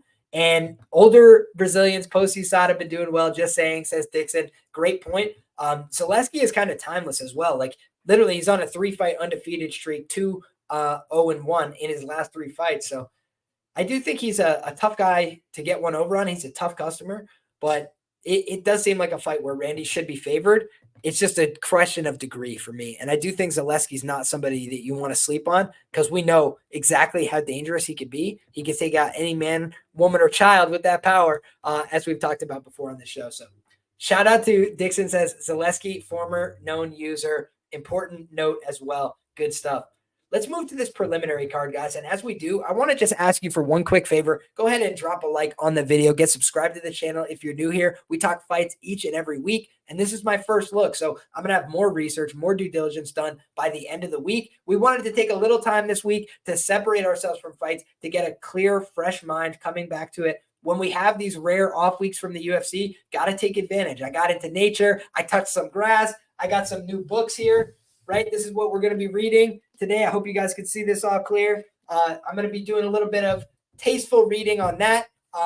Some books about math, always trying to improve our game, trying to learn more about the industry so we can have better picks, better previews, better predictions, and overall, offer a better product. So I appreciate you guys for the support. If you enjoy what we're doing, go ahead and drop a like. Get subscribed. That's the easiest way to show love and support. And if you want to go further, get more information, go ahead and check out the Patreon. Link is in the description down below. That being said, we're on to the preliminaries, right? And we got the prelim feature, the prelim headliner. Roman Kopylov goes from fighting, a ranked fighter in Fluffy, right? He took on Anthony Fluffy Hernandez. He got submitted in the 2nd round there. Fluffy Hernandez, one of my favorite guys in the UFC in terms of his style. He goes out there, pushes a wrestling, grappling heavy pace, but he doesn't do it in a way that's boring. He goes heavy to the floor, trying to make you tired, trying to get you to put hands on the floor, trying to get you tired with knees to the body, trying to get you fatigued with that headlock series where he goes, guillotine, didn't work, take the back. Doesn't work, go back to the front headlock, knee to the side, punch you in the ribs. He's just a real ornery prick of a cage fighter, and I like watching him compete. I think he makes it hard for people to deal with him. He's willing to go position to position to position and make people fatigued mentally and physically. And I think that's exactly what happened to Roman Kopylov. He landed a couple decent strikes. He did a good job trying to measure up with Fluffy on the feet. But Fluffy is powerful in his own right. He can land his own shots. The way to get Fluffy is to hurt him early and finish him. Because if you don't do that, he's like a boulder rolling downhill. And you see this guy really start to break and wilt down the stretch in that fight, and it's no fault of his own, right? Fluffy pushes that crazy pace. But Roman Kopylov, his win streak, guys, could really be called into question, right? Josh Fremd, a guy that lost to, most of his UFC level opposition. Let's be fair about that. He's 2-3 in the promotion. His wins are over Jamie Pickett, a guy who's not really UFC level, and Cedric Dumas, a guy who is also on the borderline of UFC level. He lost to, a bunch of guys who are pretty average in the promotion as well. Anthony Fluffy Hernandez, obviously a ranked guy. Tresean Gore, a very green fighter. He only had 5 professional fights at the time. Then he finished Josh Fremd, and then Roman Kopylov, the aforementioned. And in fairness to Roman, he was at least on the fringe of contention, top 15 level at that time. But Claudio Ribeiro, guys, Claudio Ribeiro was kind of just not very good, right? He got to the UFC, he got beat up a bunch of times, and he got finished in most of his losses, and then he was dismissed from the promotion. If you look at Claudio Ribeiro, he finished his UFC career 1-3. His win was over Joseph Holmes, who, with all due respect, is not a very good UFC level fighter. And then Abdul Razak Al Hassan knocked him out in the second round. Roman Kopylov knocked him out in the second round. Christian Leroy Duncan knocked him out in the second round. He gasses out, and he's very hittable. So I think that we kind of saw Claudio Ribeiro just get exposed for not being very good or defensively sound. Punahele Soriano, a guy who is well regarded. He's got a good wrestling pedigree. He's got some things to check the boxes. But then you look at what he brings to the table in MMA, and he kind of tires out. He overthrows. He doesn't have good defense to the body. His wrestling hasn't translated at all. He can get some takedowns. He can't hold anybody down. So, yeah, Roman Kopylov just beat him up, took him down easily, exploited him. It was not took him down, just defended all the takedowns, what I meant to say, and beat him up, tortured his body, and really got him bad. So I think that when you're looking at Alessio Di Chirico, another guy who's kind of just like middling, been around for a very long time, could win or lose any fight, almost got head kick knocked out by Zach Cummings, right? Like he's just a very tepid fighter, right? A very average fighter. He's got some nice wins. He's got some, forgettable losses. So I think that when I'm looking at that win streak, it doesn't really blow my hair back. Losing to Albert Duraev, not a great look. Close fight, closely contested. It was his first fight back in a long time. He had been out for 2 years, so give him a little bit of credit there. He has worked on his jiu-jitsu as well, right? He did some grappling matches in ACB, but I've just not been impressed by Kopylov, except for his striking. His striking is good when he gets in a flow. He's now taking on a seasoned kickboxer in Cesar Almeida, to the point of our commenter here. Kopylov lost to low-level glory kickboxer Carl Roberson, got his legs destroyed. Yes, he did. He got submitted there as well. I think Cesar Almeida is better than Kopylov on the feet.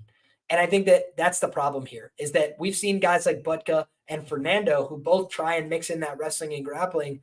They weren't able to have much success trying to do that against Cesar. They got more tired than he did, and they got hurt, clipped, or finished. And so I'm looking at this fight and saying to myself, Cesar Almeida is probably the side. He's been working with high-level pros. He's a guy that's ready to break in. He's got great experience. He's fought the top-level professional middleweight kickboxers in the world for a long time, and he's got power to knock people out. He's not a complete fish out of water in the wrestling and the grappling. I just think it's Almeida here. So I'm not going to belabor the point. I think that Almeida is going to win the fight, and I think he's probably going to finish the fight. I think Kopylov's a good fighter, though, so it could be an interesting scrap. But I think that they're positioning Cesar Almeida to take a big step forward with a really credible win here. I think Kopylov, if he's smart, can get some takedowns and try and wrestle and grapple. But, he's probably going to take some pride in his ability to strike it out on the feet, and I don't think that's going to end well for him. Next up, we got Grant Dawson taking on Joe Solecki, and this is another weird fight because both these guys are primary wrestlers and grapplers, and everybody thinks that Grant Dawson is going to run through him, and it's possible that he does. I mean, Grant Dawson is the better mixed martial arts fighter from what we've seen. He throws a little bit more aggressively on the feet. He looks a little bit more comfortable there. He's a powerful guy. He goes out there and gets finishes. He's got pretty good wins as well. For Joe Solecki, he made a really critical mistake last time against Shakar Close, where he went for an arm bar, did not secure the leg or any other post to make sure he didn't get elevated, and he got slammed on his head. That was a categorical error, and, it cost him the fight. However, I said on my Twitter the other day, it's a game of inches in mixed martial arts, right? Like if he had just broken Shakar Close's arm with that arm bar, I think we would be having a much different conversation about, wow, Joe Solecki, he's so dangerous. He's so good. He's so talented. He's so scary. And so for me, I do think Joe Solecki is a guy where we know he can go out there, establish the back, finish the fight right away. Like that is his bread and butter. He's a very dangerous grappler. But it's just the problem with Joe is like if he doesn't get to a good grappling position, he might just lose the fight right away. And I do think he's there to be hit a little bit on the feet. His striking, I don't think is near the level of Grant Dawson, but both these guys have shown they can get clipped, right? Grant Dawson got hit with one punch from Bobby Green and reacted very poorly. I'm not saying that Joe Solecki is Bobby Green, but Bobby Green isn't known for being a one-punch knockout guy. That's just not his thing. And he went out there and basically one-punch Grant Dawson, right? And that wasn't a great look. That was a big step-up spot. That was a main event. Hey, here's your showcase, kid. Go make the most of it. So ultimately, I got to lean with Grant Dawson here. He's from ATT, from a great gym. Come up the right way. Left the James Krause gym after being a big fish in a small pond. And, we all know how that story ended. So he probably got out at the right time. But I think that this is a spot where you could definitely see Grant Dawson go out there and try and establish his game. But if he goes out there and he's just looking to wrestle and grapple with a guy like Solecki, I think that's a fight Solecki's probably going to be comfortable with.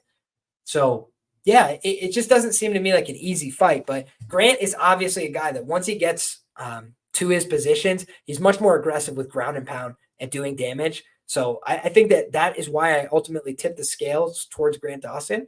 But I don't think this is necessarily the walkover a lot of people do. So I'm going to have to take this one in more depth and see if I'm missing something here. But if I don't see it on the tape, then, I'll have to consider this a dog or pass situation. Because for me, it just feels like two guys who are both a little bit limited grapplers, and definitely the better record and resume goes to Grant Dawson. But they're about the same age, they're about the same size, and they both have the same A game. And that might cancel each other out a little bit. So I think it's a bounce back spot for Grant, but I don't think it's a 100% layup, right? Like if he goes, I've faded Grant in the past. Like he got a free pass against my guy Ricky Glenn, but Ricky Glenn beat his ass, right? Like we all saw it. Round 3, Ricky Glenn beat his ass really bad. So I think that he's a guy that if he gets his game going early, he can look like a beast, but definitely we've seen him in some dangerous spots, even in wins. Ben says, Liam, I don't always agree with your picks, but you always bring solid breakdowns. Good on you, mate. Thank you, Ben. I always say, I appreciate people that take my analysis seriously, whether you tail fade or you're indifferent, whether you're betting the same way I am, whether you're going the other side. I hope that I can try and bring some different points to the table, a unique thought process. And I try not to regurgitate the same shit everybody else says. Doesn't mean that I won't have some parallel thinking to people at times, but I'll always try and bring you guys an independent thought and analysis. And that's what I love about the first look is I haven't heard anybody else's show. I don't know what anybody else thinks about a lot of these fights. I'm just going based on my own gut, my own instinct. And I try and, look back at my own results. Hey, if I have a good read on these fighters, I'll let you know that. But if I haven't done very well betting on somebody, I'll let you know that too. And for me, I haven't had the best success on Grant Dawson fights. I think I hit a couple props.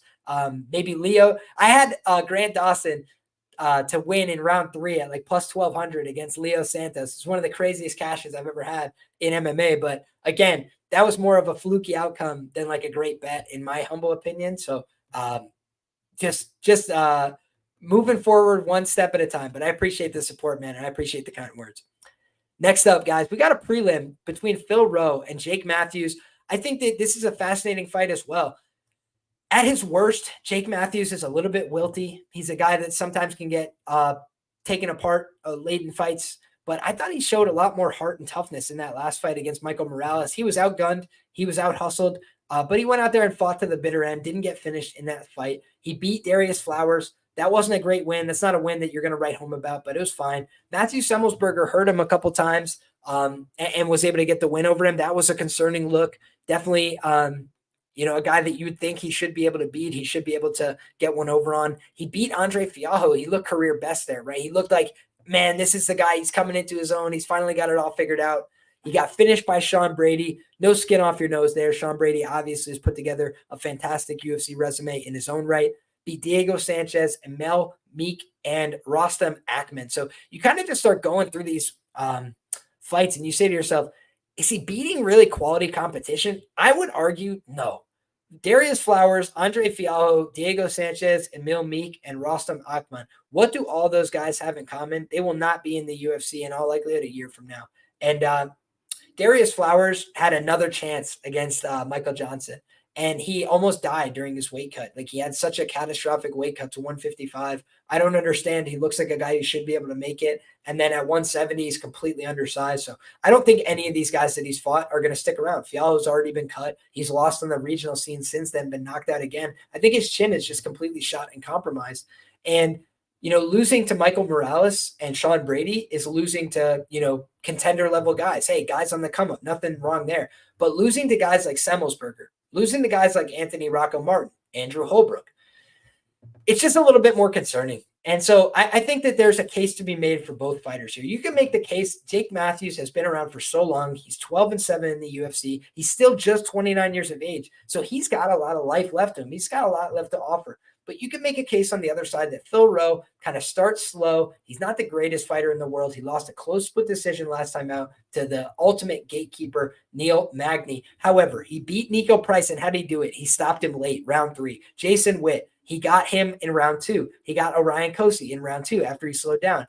Gabe Green was able to defeat him. He had to wrestle in that spot. He had to take him down a little bit. And then you look at the Leon Shabazian fight, got him in round 3. Matt McKeon got him in round 2.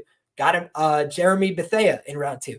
He is a guy that has typically taken a little bit of time and then started to find the chin and unload on his opponents. He's got some power in his hands. He's got an ability to grapple. He's going out there working diligently, trying to take grappling matches against high-level guys.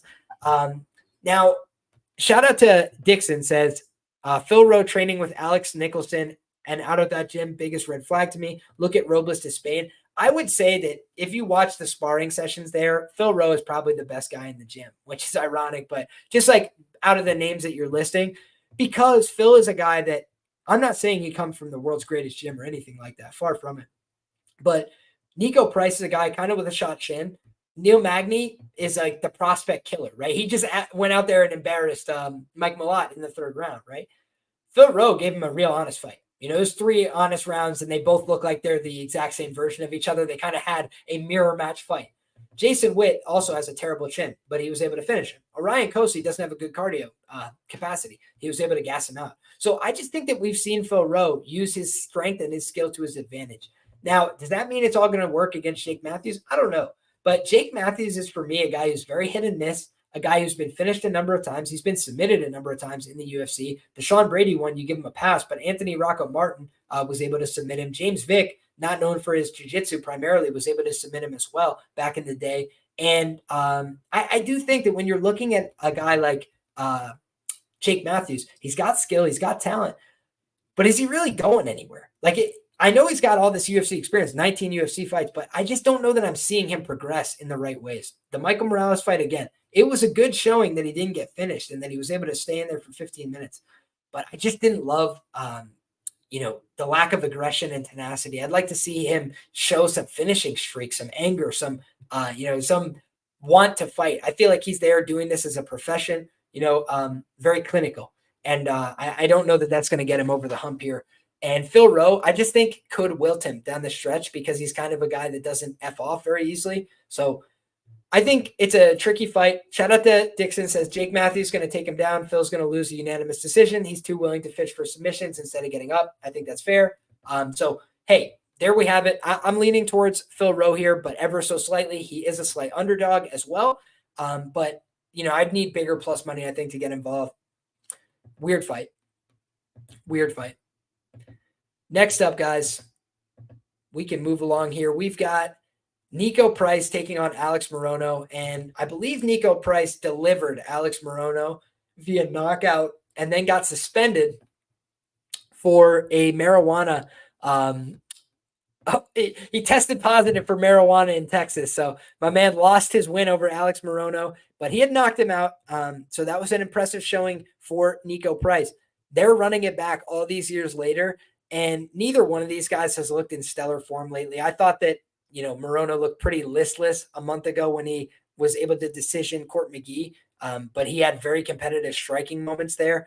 Then you're looking at Niko Price. He got knocked out by ruthless Robbie Lawler. He got knocked out in the 3rd round by Phil Rowe, but he hurt Phil Rowe in that 3rd round as well. We definitely saw an ability to land meaningful shots, even at this age, from Niko Price. So losing to Robbie Lawler is a horrible look because Robbie's old, but I also think that was kind of like, hey, I got clipped on the chin early by a fresh Robbie Lawler and got put down. I think his chin is compromised, but I think Morono's chin is compromised too.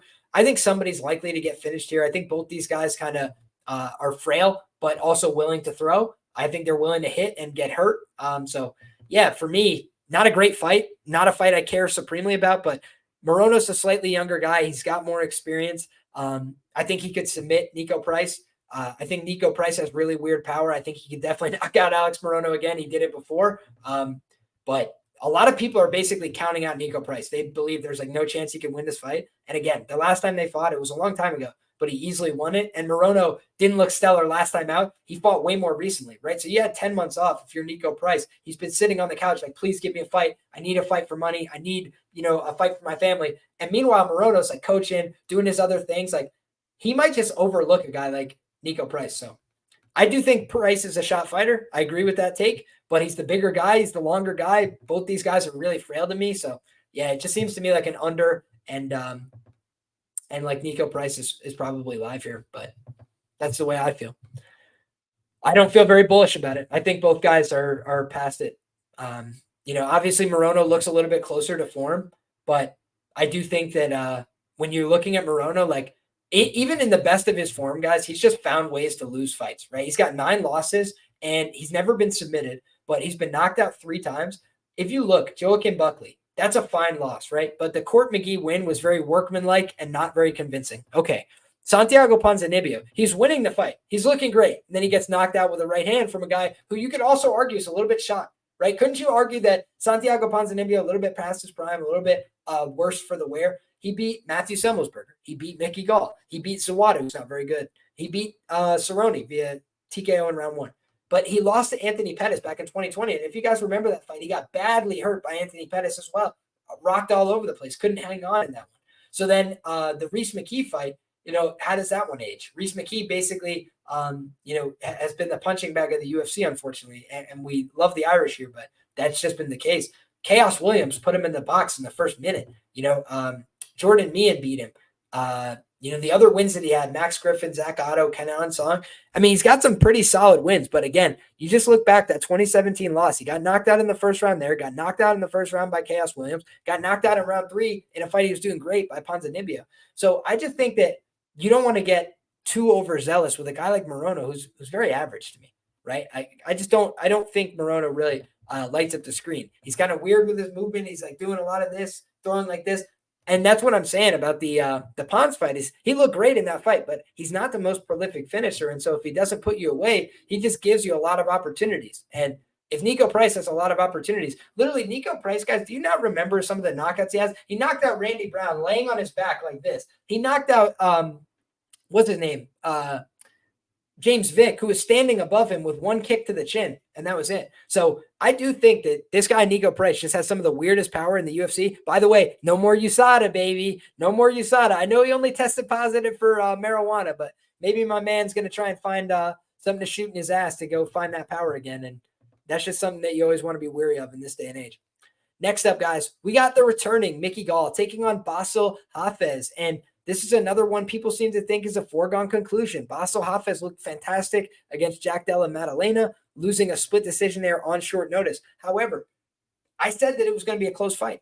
I thought that Jack was probably going to eventually hurt him and finish him, but I just thought, like, if the fight got extended, Bassil Hafez, he's a guy that's going to pressure. He's going to wrestle. He's going to try and put you on your back, and that's a kind of guy that's difficult to deal with, right? Like when Bassil Hafez and you want to set your feet and box and do all these things, he's just going to try and wrestle, grapple, get a hold of you. I've seen him go scramble for scramble, be in some crazy high-paced fights. But I do think this is an interesting scrap with Mickey Gall, and I think people are writing off Mickey Gall a little prematurely. He's the same age as Bassil Hafez. So what's different between these two guys? One of these guys got to the UFC way too early. Mickey Gall is 6-5 in the promotion, but he got here based on beating CM Punk and Sage Northcutt. You understand? Like, he kind of just got thrown into the fire. And so he goes out there. Randy Brown loses that fight back in 2017. He had 4 professional fights coming into that fight with Randy Brown, who had 10 professional fights. It's just a way different. Shout out to Saw Brewer, says Hafez beat Gall in a grappling match back in the day. Shout out. So there's the point. It's like, man, this guy, Mickey Gall, has been around for a long time. and he lost to Diego Sanchez, right? That was a really indicting loss. But again, Diego Sanchez had 40 professional fights. Mickey Gall had like 7. So it's like, okay, the guy is just out there with way less experience than he needs. He fought Mike Perry to a decision. They had some competitive moments on the feet, but then later on in the fight, Mickey Gall was getting tired. He was getting fatigued and he was getting beat up, but he didn't quit. He didn't give up in that fight. So I just feel like I'm looking at a guy in Mickey Gall. He's had a bad run in the UFC. He's never knocked anybody out. He lost to Alex Morono via decision. He lost to Mike Malott, got finished in the first round. But if you remember, that fight that he had with Mike Malott, he was landing some good shots. Mike Malott, his face was busted up. And Mike Malott is known for being a round 1 knockout guy. Like, he's known for clipping people early and either knocking them out, submitting them, right? The fact that the fight went so long with Neil Magny is what was ultimately his undoing. He has a lot to offer early, and he hasn't been in many extended fights. Mickey Gall has been to decision a handful of times, right? He's got 4 decisions, and he's not done very well in them, right? He's lost in most of them. But it was a mutual parting from the UFC where this guy was not like doing other things. He was just trying to get right in terms of, hey, let me get some stuff right in my life. Let me get my striking right. Let me get a little bit better with my preparation and my conditioning and all these things. And so I'm not saying that I know Mickey Gall is going to come in here and do better, but I can expect that a guy who is coming in here and he took some time willingly out of the octagon to improve. Now he's 32 years of age to make a comeback against another 32-year-old in his local market. He's the bigger guy, by a pretty considerable degree. He's going to have a reach advantage, a height advantage. And Bassil Hafez last time out looked good, but he mostly was out wrestling and out grappling an Australian. And Jack Della showed in his last fight with Gilbert Burns, he can have some creative moments. He can get up from the ground. He can do some stuff. But Gilbert Burns was well on his way to out grappling him to a decision, right? He had a lot of top time accrued. He had a lot of moments. He had a lot of positions there. So I think that this is a great point. Hafez looked a little panicked on the feet against JDM. Yeah, I would too, right? JDM's a killer. He can knock people out. He's a dangerous guy. But I do think that Bassil Hafez is a guy that's very comfortable in grappling matches, in spots where he's not going to take damage and get hit and get hurt.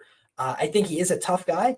But when you look at the fights he's had against quality opponents, he lost to Jack Della Maddalena. No skin off your nose there. He's 1-1 with Evan Cutts. Lost a close competitive split decision there. Lost a split decision against Richard Williams, who was 0-0 at the time. He had a bunch of experience. That was Richard Williams' only professional win. He never fought again after that fight.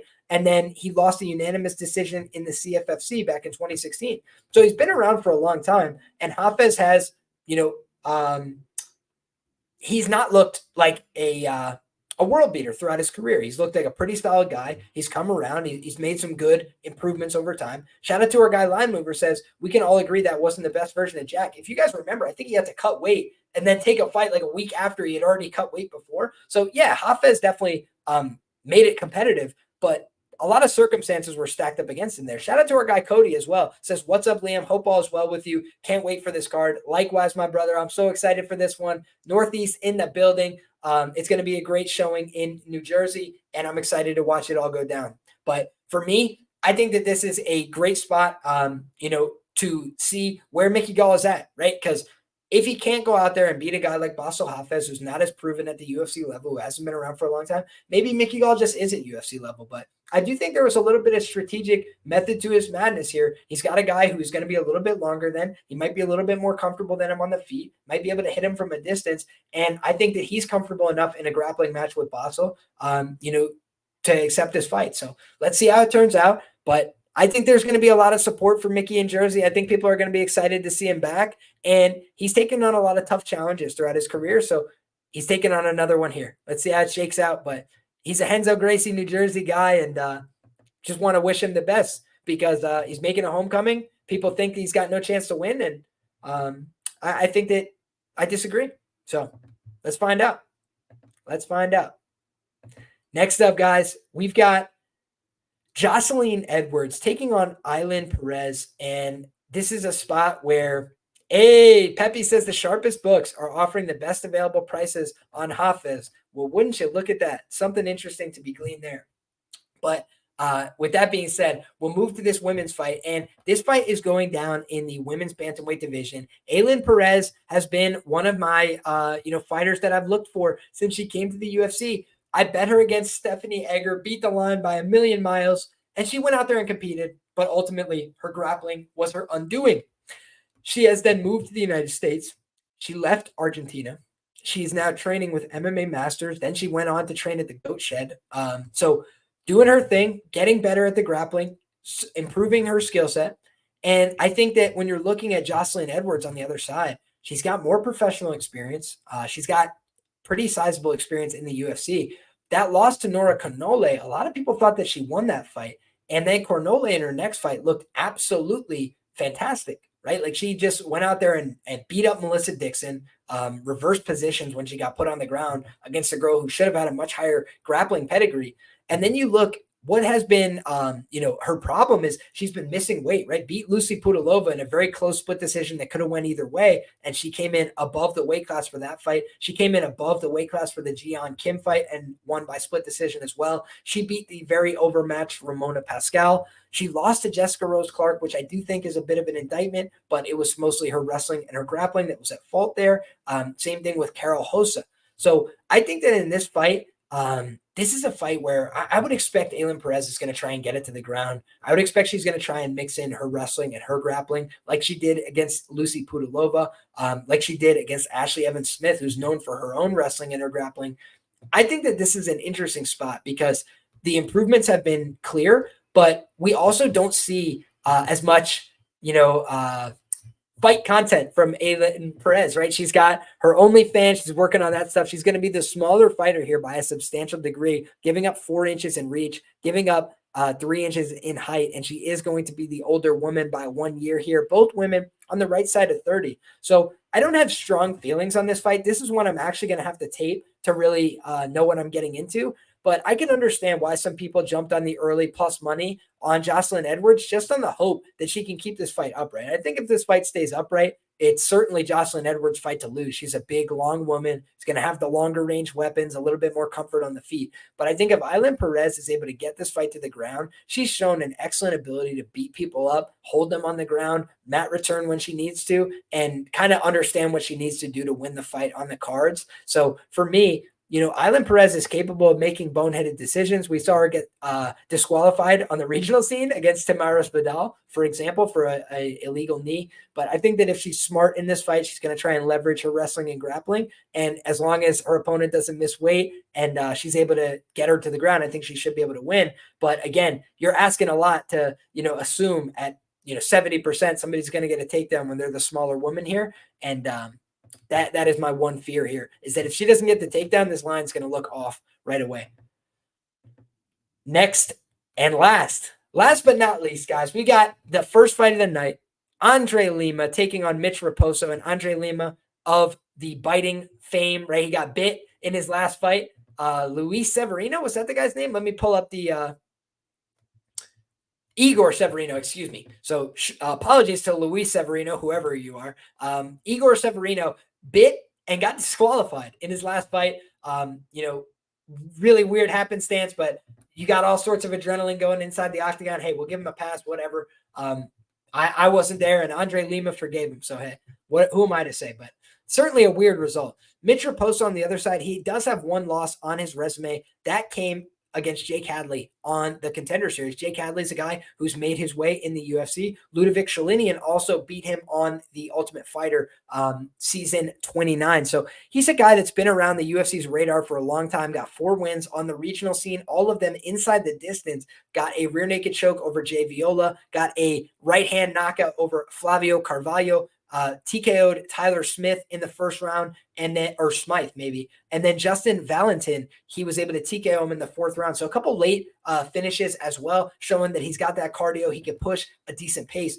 Andre Lima, I think if you have to criticize any one part of his game, you have a little bit of worries about how his cardio is going to fare over time. He does seem like he puts a lot of energy into his maneuvers. Does seem like people can get to him a little bit with the pressure. A lot of people thought Igor Severino was having some success, wearing him down, tiring him out. And then all of a sudden, it was like Andre Lima, shows the bite marks and the fight is over. But when you look, Raposo fought Hadley after he missed weight. Shout out to Dixon. Raposo got taken down and submitted by Hadley so easily. It was concerning.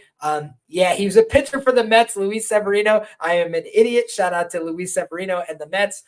Shout out to the great state of New York. He got kicked out of the organization. I think that's a fair response. Mitch Raposo is a boy with Cody Durden. Okay, interesting. So, guys, my bottom line on this fight is as follows. I was not impressed when I watched Mitch Raposo back in the day, but he's a young enough man that I got to go do my due diligence, watch his 4 most recent fights that he's had since he was in my radar, and see what he really has to offer at the UFC level at this point in his career. As for Andre Lima, I think he's fine. I don't think he's like a world beater. I don't think he's the best fighter I've ever seen. But what have I seen from him? A talented guy, a guy who's pretty well-rounded. He hasn't shown that he has the submission game necessarily that you'd want to see, but he did show that in his last fight, he wasn't hopeless in the grappling. He did have some ideas of what to do there. And in terms of his striking, he's got 5 wins by knockout. He's got a bunch of wins by decision. He's got an ability to go out there and hurt people with his shots. Rickson Zenadim kind of ran away from him during that fight. Let's just be fair and call it the way it was. Rickson really didn't want to engage in the pocket with him because he felt the power a little bit early. So I think this guy's got power. I think he's got an ability to mix it up if he needs to.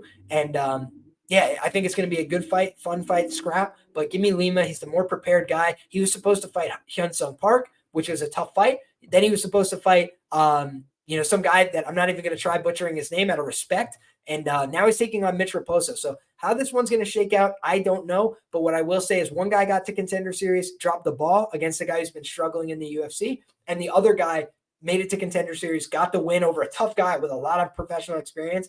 So for me, I'm going to lean towards Andre Lima here. And that's the way it is. Guys, thank you all for the support. God bless you all. I hope that you guys enjoyed this breakdown. If you did, drop a like on the video. If you guys have questions, comments, concerns, thoughts, go ahead and fire those off in the comment section down below. I will try and get to as many of those as possible. Appreciate you guys for the support. And otherwise, UFC 302 is a week from today, so you guys won't have to wait too much longer for fights. We are back in business. Shout out to our guy Dixon. He says, Liam, any plays tonight on Pascal Siakam or TJ McConnell with Halliburton out? I haven't bet anything on that game, but Pascal Siakam, I just don't see what they're going to do to stop him. He's been absolutely torching them on the inside. So there you have it. If you want my NBA thoughts, there they are. But guys, if you're looking to support me, looking to support the channel, the 3 easiest ways to do so: drop a like on the video, always helps. Get subscribed to the channel. All my stuff will be in your feed. Hit the notification bell. Then as soon as we go live, you'll be informed every time, hey, I got the chance to hop in the sharpest chat in the game and give my 2 cents, give my piece of my mind. So appreciate you guys for doing that. Appreciate everybody for being here. Sharpest chat in the game, could not do it without you guys. And then if you guys want to go deeper, if you guys want more information, I've been putting up information since last week about UFC 302. It's going to keep growing and growing before the event. I have a lot still to say, a lot of research still to do. So if that's something you're interested in, Patreon, it's in the link down below, patreon.com/LiamPicksFights. God bless you all. Thank you all for your time, effort, and energy. We'll see you all next time. Enjoy those fights.